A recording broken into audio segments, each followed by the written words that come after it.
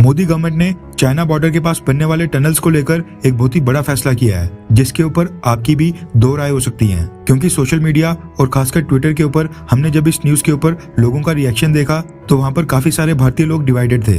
Actual news क्या है वो बताने से पहले मैं आपको भारत के फॉरेक्स रिजर्व्स की लेटेस्ट अपडेट बता देता हूँ। रिजर्व बैंक ऑफ इंडिया द्वारा रिलीज डेटा के मुताबिक 16 दिसंबर को खत्म हफ्ते में भारत के फॉरेक्स रिजर्व्स में $570 मिलियन की गिरावट देखने को मिली है। भारत के फॉरेक्स रिजर्व्स $564.07 बिलियन से नीचे गिरकर $563.5 बिलियन तक पहुँच गए हैं। इससे पहले भारत के फॉरेक्स रिजर्व्स लगातार 5 हफ्ते बढ़े थे। ये 5 हफ्तों के बाद पहली बार डाउनफॉल आया है और है भी छोटी सी गिरावट। आई होप कि अगले हफ्ते भारत के फॉरेक्स रिजर्व्स एक बार फिर बड़े मार्जिन से बढ़ेंगे। मेन खबर की बात करें तो वो निकल कर आ रही है इंडिया चाइना बॉर्डर के पास बनाए जाने वाले टनल से संबंधित। चाइना के साथ हमारी 5 स्टेट्स का इंटरनेशनल बॉर्डर लगता है, जम्मू कश्मीर, हिमाचल प्रदेश, उत्तराखंड, सिक्किम और अरुणाचल प्रदेश का। ये 5 पहाड़ी राज्य हैं और चाइना के साथ लगने वाले बॉर्डर एरियाज में माउंटेन टेरेन है। ऐसे में भारत सरकार ने डिप्लॉयमेंट टाइम को कम करने के लिए यानी बॉर्डर के ऊपर सेना के ट्रूप्स और हथियारों को डिप्लॉय करने के लिए जो टाइम लगता है उसको कम करने के लिए कई सारे टनल्स का निर्माण करना शुरू कर दिया है और आगे भी किए जाने हैं। क्योंकि इससे पहले तो इन एरियाज में पहले तो रोड्स नहीं थे और जो रोड्स थे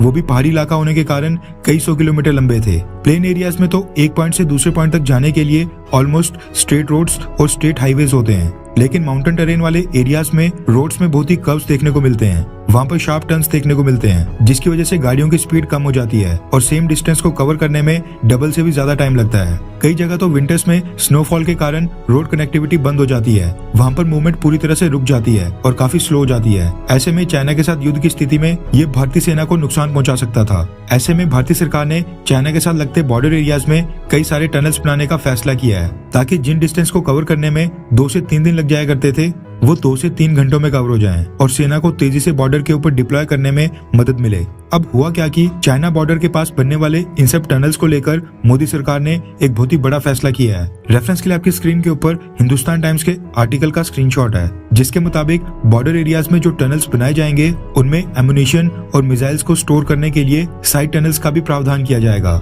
रिपोर्ट्स के मुताबिक नेशनल सिक्योरिटी प्लानर्स का मानना है कि फ्यूचर वॉर्स में लॉन्ग रेंज रॉकेट्स और मिसाइल्स जैसे स्टैंड ऑफ वेपन्स का इस्तेमाल काफी ज्यादा बढ़ जाएगा। इसलिए बॉर्डर एरियाज में जो भी टनल्स बनाए जाएंगे क्विक रिस्पॉन्स और क्विक रिएक्शन टाइम के लिए उनके अंदर खास तौर पर साइड टनल्स बनाए जाएंगे, जिनमें रॉकेट्स और मिसाइल्स को स्टोर किया जाएगा, ताकि युद्ध के दौरान वो एनिमी के हमलों से भी बचे रहें। क्योंकि युद्ध शुरू होने के बाद एनिमी सामने वाले देश के आर्म्स डिपो और एमुनेशंस को ही सबसे पहले निशाना बनाता है। नेशनल सिक्योरिटी प्लानर्स का कहना है कि शॉर्ट रेंज टैक्टिकल मिसाइल्स और क्रिटिकल एमुनेशंस बड़े टनल्स के अंदर साइड टनल्स में काफी सेफ रहेंगे और ये बहुत ही बेहतरीन ऑप्शन है। चाइना ने भी पिछले कुछ सालों में भारत के साथ लगते बॉर्डर एरियाज में hardened bomb proof underground shelters बनाए हैं, जो स्पेसिफिकली इसी पर्पस के लिए होते हैं। इसलिए भारत सरकार ये ऑप्शन चूज कर रही है, जो सस्ता ऑप्शन है, यानी टनल्स सेना और पब्लिक की मूवमेंट के लिए भी यूज होंगे और स्टैंड ऑफ वेपन्स, एमुनिशंस और मिसाइल्स को भी स्टोर करने में सक्षम होंगे। एक तीर से 2 निशाने। ये ऑप्शन चुनने की बात इसलिए की जा रही है क्योंकि अमेरिका